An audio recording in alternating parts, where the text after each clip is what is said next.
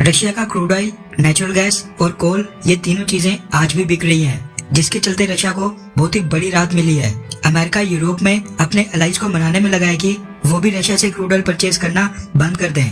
Saudi Arabia के Prince Mohammad बिन सलमान और UAE के लीडर्स ने क्रूड ऑयल के प्राइसेस कम करने को लेकर जो बाइडेन से फोन कॉल के ऊपर बातचीत करने से मना कर दिया था, लेकिन अमेरिका ने अब ब्रिटेन के प्राइम मिनिस्टर बोरिस जॉनसन को आगे कर दिया है और अब बोरिस जॉनसन सऊदी अरेबिया और यूएई के लीडर्स के साथ बातचीत कर रहे हैं। कोशिश की जा रही है कि सभी oil producing countries crude oil की प्रोडक्शन बढ़ाएं ताकि रशिया के क्रूड ऑयल की कमी किसी भी तरह पूरी की जाए और रशिया के क्रूड ऑयल को पूरी तरह से बैन करने के बाद मार्केट में क्रूड ऑयल की कमी ना हो। अमेरिका ने वेनेजुएला और ईरान तक के साथ शांति स्थापित कर ली है और दोनों देशों के साथ पीस डील्स अंतिम स्टेज के ऊपर है। रशिया से क्रूड ऑयल खरीदने के ऊपर अमेरिका, ब्रिटेन और वेस्टर्न देश भारत को लगातार टारगेट कर रहे थे। अमेरिका का कहना था कि रशिया से क्रूड ऑयल परचेज करने पे अमेरिका भारत के ऊपर कोई प्रतिबंध तो नहीं लगाएगा, लेकिन भारत को यह एहसास होना चाहिए कि भारत इस ऐतिहासिक घड़ी में गलत साइड के ऊपर खड़ा है। गलत साइड यानी रशिया का साथ देकर भारत बहुत ही गलत कर रहा है, जो कि हिस्ट्री में याद रखा जाएगा। वहीं ब्रिटेन का कहना है कि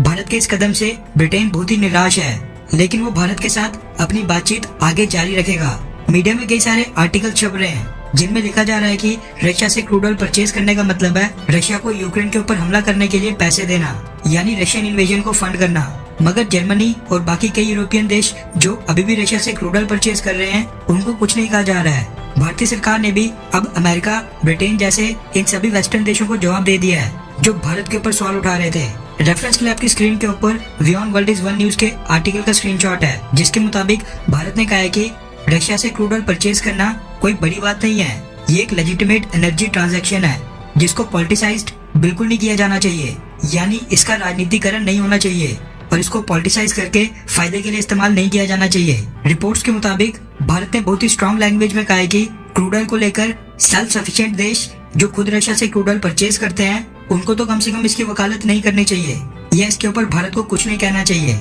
पिछले कल जो भारत के विदेश मंत्रालय के स्पोक्स पर्सन अरिंदम बागची ने प्रेस कॉन्फ्रेंस की थी, उस दौरान भी कुछ मीडिया पर्सन्स ने सेम यही सवाल उठाया था, जिसके जवाब में हमने कहा कि भारत को लगभग सारा ही अपना क्रूड ऑयल विदेशों से खरीदना पड़ता है, इसलिए हम ग्लोबल एनर्जी मार्केट में जो भी ऑप्शंस अवेलेबल हैं, भारत उन सबको एक्सप्लोर कर रहा है। उन्होंने कहा कि रशिया अभी भी हमारा कोई मेजर ऑयल सप्लायर नहीं है और भारत ये हाईलाइट करना चाहता है कि यूरोप के मैक्सिमम देश आज भी रशिया से एनर्जी इंपोर्ट कर रहे हैं, यानी भारत ने भी साफ कह दिया है कि हमें लगभग सारा ही तेल विदेशों से परचेज करना पड़ता है और हमने अचानक अपना सारा क्रूड ऑयल रशिया से परचेज करना शुरू नहीं कर दिया है। रशिया अभी भी हमारा कोई मेजर ऑयल सप्लायर नहीं है और जो लोग भारत के ऊपर सवाल उठा रहे हैं वो खुद ही देख लें कि यूरोप के कितने सारे देश रशिया से क्रूड ऑयल परचेज कर रहे हैं, यानी कि भारत आगे भी रशिया से क्रूड ऑयल परचेज करता रहेगा। खैर, आपको क्या लगता है कि क्या रशिया से भारत को और क्रूड ऑयल परचेज करना चाहिए? क्या हमें रशिया को अपना मेजर ऑयल सप्लायर बनाना चाहिए, हाँ या फिर ना? नीचे कमेंट करके अपनी राय जरूर बताएं।